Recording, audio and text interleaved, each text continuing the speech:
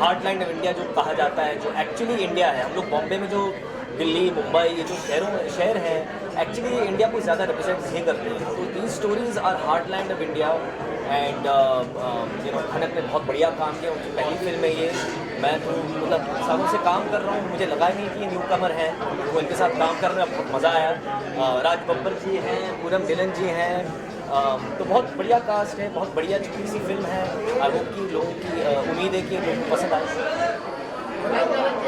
अलग टाइप की फिल्म है, वो क्या स्पेशल समाज पे मैसेज देना है यार। ये छोटे शहरों के ऊपर है जहाँ पर स्मॉल टाउन्स में वर्जन टेस्टिंग टेस्टिंग होता है। अभी भी लोग चाहते हैं इसके बारे में ओपनली बात करने में, तो ये फिल्म के थ्रू हम लोगों को एजुकेट करना चाहते हैं और अवेयरनेस क्रिएट करना चाहते हैं कि और भी रीजंस होते हैं जिसकी वजह से वर्जिनिटी ब्रेक हो सकती है, थायराइड ब्रेक हो सकता है, नॉट जस्ट वन रीजन।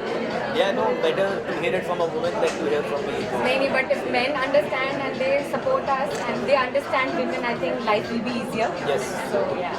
अच्छा मैम, क्या आपको बोलना चाहिए बुलेट राइडिंग का और बस चलाना कैसा फील?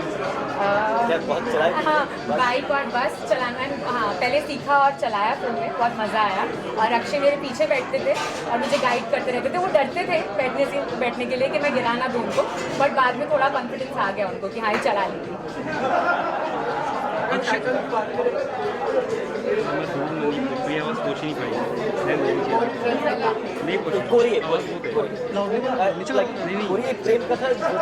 एक्चुअली कोरी हमने वर्ड यूज़ किया है कुकड़ी प्रथा के लिए, जो एक प्रथा है जो अभी भी इंडिया में बहुत स्टेट्स में हो रही है।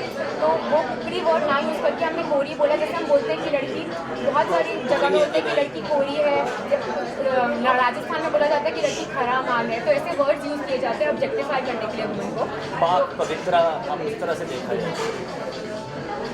अक्षय अलग अलग तरह के रोल आप एक्सप्लोर कर रहे हैं। फाइटर में आपको देखा, अभी इस फिल्म में आप फाइटर में आपको देखा, इस फिल्म में आपको देखा, डिफरेंट अलग अलग शेड्स के रोल आप कर रहे हैं। तो कितना कॉन्फिडेंस इन एक्टर आता है? यार मेरी कोशिश हमेशा से ये रही है, आप चाहे पिज्ज़ा उठा के देख लें, गुड़गांव देख लें, लाल रंग देख लो, काला कांडी देख लो, फाइटर देख लो, मैं हमेशा कोशिश करता हूँ कि कुछ अलग करूँ। एज एन एक्टर मैं भी, मेरे अंदर भी इजाफा आता है। और मैं कभी, आई थिंक मैं काफ़ी बार कह चुका हूँ कि मैं क्राफ्ट पे ज़्यादा ध्यान देता हूँ। ये सब PR और नेटवर्किंग, इस पर तो मेरे बस की बात नहीं है। देखो पूनम जी आ गए, क्या सही मौके पे। Yeah, how are you, man? So nice to see you. Please come.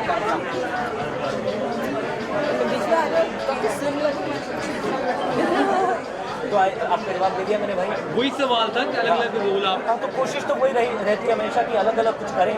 मैं भी इजाफा लाऊं अपने क्राफ्ट की एक्टिंग के अंदर, और अगर अलग प्रकार की फिल्में करूं तभी जाकर के उसका असर पड़ता है। और ये एक रोमांटिक फिल्म है, मैं काफ़ी सालों बाद कर रहा हूँ। एंड जैसे आपने कहा भी फाइटर थी, वो एक्शन फिल्म है। तो कोशिश तो यही है यार कि मैं करता रहूँ, अपने आप को पुश करता रहूँ ताकि मैं और बेहतर काम करता रहूँ। वाह वाह, क्या बुलंद आवाज ने सबको चुप करा दिया। मैम, क्या संदेश देना चाहेंगी इस मूवी के माध्यम से आप? देखिए, हमारे समाज में कई ऐसी प्रथाएं हैं जो कुप्रथाएं बोलते हैं, जिन्हें हम सालों से देख रहे हैं और जिस पे आवाज़ नहीं उठाते हैं। और ये भारत के अलग अलग जगहों पे ये प्रथा चल रही है। और जैसे मैंने एक बार पहले भी हम दोनों ने डिस्कस किया कि जब तक ये बहुत एक हादसा नहीं बन जाता, जब तक कोई खून खराबा नहीं हो जाता, कुछ लोग ऐसे एक्सट्रीम स्टेप्स नहीं लेते, तब तक वो न्यूज़पेपर में बात ही नहीं आती। ये बातें फैमिली में रहती हैं, पूरी फैमिली को बर्बाद भी कर देती हैं, लड़की की लाइफ बर्बाद कर देती हैं, उसके माँ बाप की ज़िंदगी भी बर्बाद हो जाती है कई बार।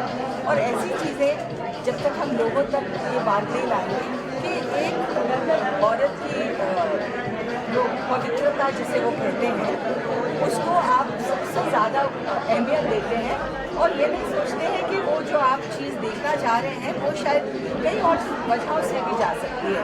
जैसे ये कोरी की प्रथा है, आप श्योर आपने बता चुके हैं, कोरी प्रथा है जिसके बारे में ये फिल्म वाइट पेट्री दी जाती है और न्यूली वेडेड कपल को। और नेक्स्ट डे अगर उसमें ब्लड का स्टेन ना हो तो जो ब्राइड है उसको बहुत सारी कठिनाइयों से गुजरना पड़ता है। तो यही प्रथा के बारे में हम यहाँ बात कर रहे हैं, जहाँ मेरा कैरेक्टर मना करता है कि मैं ये प्रथा नहीं मानूंगी। और अक्षय मेरा हस्बैंड कैसे सपोर्ट कर रहा है पहले वो भी नहीं समझता है, बाद में जब उन्हें पता चलता है वो मुझे सपोर्ट करते हैं। और कैसे फिल्म आप देखिए तो आपको पता चलेगा तो कैसे हम लोगों को एजुकेट करते हैं। और जो मेरा कैरेक्टर है वो एक अच्छा वेल मीनिंग कैरेक्टर है, बट वो मानती है इस प्रथा को, क्योंकि उसने सालों से ये प्रथा देखी है, अपने परिवार में जनरेशन से देखी है, तो उसको उसमें कुछ गलत लगता नहीं है। तो जब एक नई बहू आती है घर में और वो कुछ एजुकेशन लाती है इस बात में कि यही एक वजह नहीं है कि इफ लड़की ने कुछ गलत काम किया है या गलत नहीं भी कहो उसे, या प्री मैरिटल सेक्स हुआ है, इसकी एक ही वजह नहीं है, बहुत और वजहें भी हो सकती हैं। और आई थिंक आज के ज़माने में, और ये जो एक बहुत बड़ी बात आई थिंक बात लेते हैं कि किसी मर्द से और लड़के से कभी नहीं पूछा जाता कि आप वर्जिन है कि नहीं, पर लड़कियों से अक्सर पूछा जाता है और उसका कैरेक्टर को भी लिहाजा जज किया जाता है कि अगर लड़की का अफेयर था शादी से पहले तो वो कैरेक्टर लेस है, और लड़के की अगर 4 गर्लफ्रेंड हो तो वो स्टड है। तो वो हमारे जो जेंडर इनइक्वालिटी है सोसाइटी में, और ये भी माना जाता है कि आदमी को हक है ये सब करने का। और एक ये छोटी सी बात मैं हमेशा सोचती हूँ कि हर चीज़ जो खराब होती है सोसाइटी में, हमारे समाज में, वो औरतों से ही क्यों होती है, चाहे वो डाउरी की प्रथा हो, चाहे वो सती की हो, चाहे वो हम लोग चाइल्ड इन्फेंटिसाइड बोलते हैं, फीमेल इन्फेंटिसाइड, मेल इन्फेंटिसाइड हमने कभी टर्म सुना ही नहीं है। तो ये सब चीज़ें लड़कियों के साथ, महिलाओं के साथ होती हैं। तो अब हमारा समाज काफ़ी एजुकेटेड हो गया है, मून तक हमारे साइंटिस्ट जा रहे हैं, हमारे नासा और हमारे वेरियस, और फिर भी हम ये चीज़ों में विश्वास कर रहे हैं। लेकिन अगर बात के तरीके का है, पूछा जाता है और आपका जो कहना है कि लड़की से पूछा जाता है, तो लड़की से पूछा जाता है कि आप लड़की नहीं, आपको ये नहीं लग रहा कि आप वैसे नहीं अच्छा सपोर्ट कर रहे हो वेस्टर्न कल्चर नहीं, किस तरीके से वेस्टर्न कल्चर को क्यों प्रमोट कर रहे हैं? नहीं हम बोल रहे हैं कि ऐसा टेस्ट नहीं होना चाहिए। जो हम असलियत दिखाने देश को, हम ये नहीं कि हम वेस्टर्न फिलोसफी यहाँ पर नहीं लेकर के आ रहे हैं, ये बहुत ही देसी शुद्ध देसी फिल्म है। तो एक गाँव की कहानी है। गाँव की कहानी है। यूपी में, महाराष्ट्र में हमारे साथ एनजीओ के लोग जुड़े हैं, वो आए हैं फिल्म देखने, जहाँ पे नासिक में सच में उनके साथ ये हुआ है, तो वो लोग भी हमारे साथ हैं और वो आपको जो बता लेखक हैं उन्होंने देखा है, बचपन से देखा है ये सारी चीज़ें। गाँव की कहानी है, असल कहानी है, शुद्ध कहानी है, देसी कहानी है, और it's representing what happens in India. It is nothing to western philosophies को हम बिल्कुल उसका कोई और इनफैक्ट इंडिया के बाहर भी बहुत सारी अरब कंट्रीज में, मिडिल ईस्ट कंट्रीज में, लंदन में भी हो रहा है। इनफैक्ट प्रिंसेस डायना तक का वर्जिनिटी टेस्ट हुआ था। तो आप देखिए वो रॉयल फैमिली से लेके यहाँ तक अभी भी लोगों की मेंटालिटी चेंज नहीं हुई है। हम इस पिक्चर के थ्रू यही समझाना चाहते हैं। मैम, राज बब्बर सर के साथ काम करके कितना कंफर्टेबल फील होता है, क्योंकि कई सालों से आपने उनके पहले भी काम किया है, तो कितना अच्छा लगता है और कितना कंफर्टेबल फील होता है? राज बब्बर जी के साथ मैं ये कहूँगी कि अब सेकेंड इनिंग में जब हम लोग साथ में काम कर रहे हैं तो और कंफर्ट लेवल है। पहले हम लोग मतलब बहुत फॉर्मल कोलीग्स थे, अब मैं कहूँगी कुछ हद तक हम लोग फ्रेंड्स हैं, आपस में बात भी कर सकते हैं, डिस्कस कर सकते हैं। मे भी उस वक्त मैं भी बहुत छोटी उम्र की थी तो ज़्यादा बातचीत नहीं होती थी हमारी, सिर्फ सीन करते थे और फिर मैं इस साइड पे वो साइड पे जाते थे, पर अब हम लोग आपस में बात कर सकते यार, हैं। मेरा सौभाग्य है कि मैं भी इन दोनों के साथ 2 बार काम कर चुका हूँ। लाइक ये इस जोड़ी के साथ, लेजेंडरी जोड़ी के साथ मैं 2 बार काम कर चुका हूँ। It's my honour.